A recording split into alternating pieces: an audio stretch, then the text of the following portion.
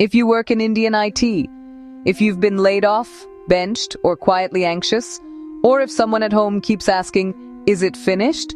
Pause. Breathe. Because today's episode isn't about fear, it's about cycles. I'm joined by Akash, consultant, global worker, and someone who has watched Indian IT rise, fall, and reset more than once. Akash, welcome. Thanks, Indu. Let's start with honesty. No sugarcoating. Indian IT is not collapsing. But yes, it is correcting. Layoffs, slow hiring, delayed offers. This feels personal. But structurally, this is a cycle, not an ending. Families don't see it as a cycle. They see EMIs, school fees, and uncertainty. And that fear is valid. But panic comes from misunderstanding the pattern. So why now? Why so many layoffs together? 3 big reasons, globally linked.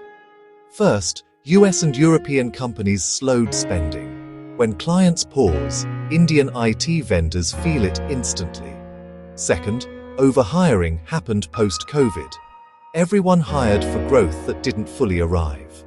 Third, work itself changed. Remote delivery, automation, AI. Fewer people now do the same work. This isn't anti-India, it's math. So layoffs are not a judgment on Indian talent.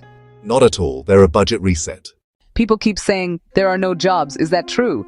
No, there are fewer average jobs and more demand for strong profiles. Hiring hasn't stopped, it has become selective. Companies are asking, can this person deliver from day one? That's the shift. Let's break it down. Mid and senior professionals first. For them, the rule is simple. Experience alone is no longer protection. Relevance is. If skills are outdated, layoffs hit harder. If skills are current, cloud, data, security, product thinking, demand still exists.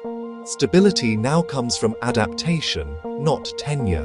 What about freshers? They're the most scared. Freshers must hear this clearly.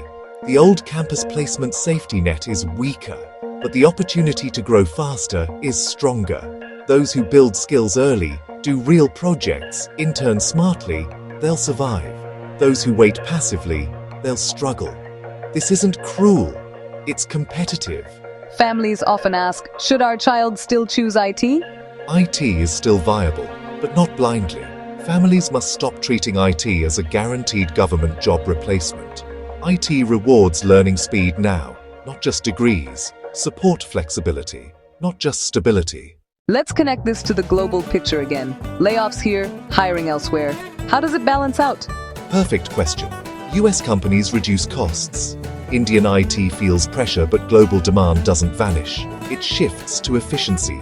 Remote work increases. Indians still deliver globally. Other markets grow.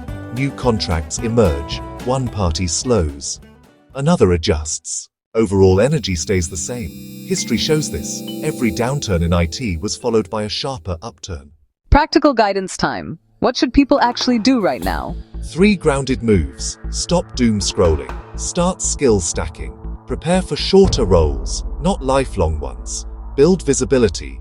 LinkedIn, GitHub, referrals, networks. This phase rewards those who stay mentally calm and technically sharp. So the takeaway is not fear, it's realism. Indian IT is not dying, it's shedding weight. And after every shedding phase comes growth. Those who understand cycles don't panic, they position themselves. To everyone listening, this is not the end of opportunity. It's a pause between waves. Ride it with awareness. We'll see you next time. End.